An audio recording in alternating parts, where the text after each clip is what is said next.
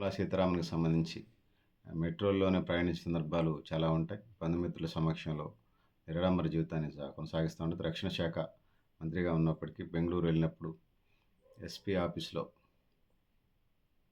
Meeting ముగిశాక ఎదురుగా ఉన్న హోటల్‌లోకి నడుచుకుంటూ వెళ్లి భోజనం చేసిన అసామాన్యురాలంటారు. సో, బ్రిటిష్ కాలం నుంచి వాడుకలో ఉన్న కేంద్ర బడ్జెట్ ప్రభుత్వం తీసుకొచ్చే లెదర్ సూట్ కేసును మార్చి బాహీ ఖాతాగా పిలిచే ఎరుపు రంగు క్లాత్ బ్యాగ్‌లో తీసుకురావటం కొత్త శ్రీకారం చుట్టారు. 2021 కరోనాను దృష్టిలో పెట్టుకొని డిజిటల్ బడ్జెట్ విధానాన్ని తీసుకొచ్చారు. సాధారణ బడ్జెట్‌ను ఏడాదికి ఒకసారి ప్రవేశపెడతారు. కరోనా కారణంగా దెబ్బతిన్న ఆర్థిక వ్యవస్థను గాడిలో పెట్టేందుకు 2021లో విడతల వారీగా అనుబంధ బడ్జెట్‌లో ప్రవేశపెట్టారు. Forbes magazine force Forbes magazine ఏదైతే ఉందో, శక్తివంతమైన మహిళలు వరుసగా 5వ సారి నిలిచిన ఘనత నిర్మలా సీతారామన్‌ది.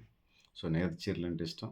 భారతీయ కట్టుబొట్టు అంటే ఆచార వ్యవహారాలు అంటే మీకు బాగా కనపడుతుంది. సో, బలరాముడి విగ్రహ ప్రాణ ప్రతిష్ఠ అప్పుడు కూడా రామా బ్లూ రంగు టవర్స్ చీర ధరించి వచ్చింది.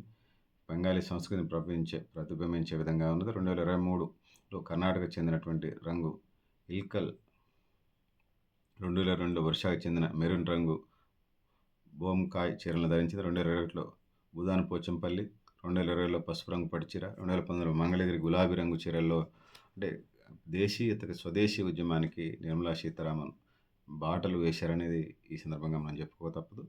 సో, ఏదేమైనా అత్యంత ప్రతిభావంతులైనటువంటి మహిళల్లో నిర్మలా సీతారామన్ ఒకరని చెప్పేసి అక్కకి ఈ సందర్భంగా ధన్యవాదాలు తెలియజేస్తూ, మీరు కూడా మీ అభిప్రాయాలు కామెంట్ బాక్స్ రాయని తెలియజేస్తున్నాను.